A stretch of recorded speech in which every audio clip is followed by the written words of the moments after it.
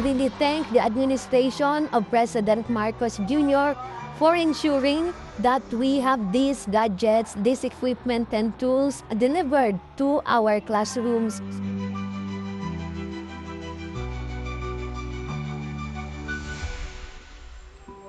Sa ating mahal na Pangulo, maraming salamat po. Hindi po matatawaran po yung presensya niyo na po, nakidamay po ay malaking bagay na po. But in the meantime, Public Works has already been, of course, I instructed the Department of Public Works and Highways. Natignan nila, and what will it take? How soon can we rebuild it?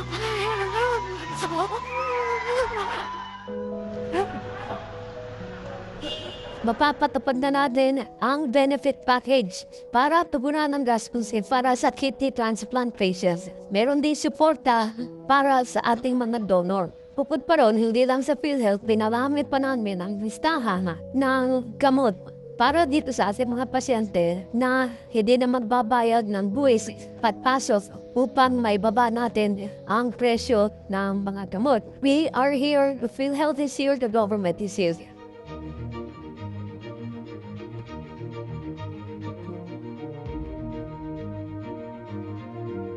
Ang Pilipino ay nagkaroon na talaga ng napakagandang reputasyon sa buong mundo.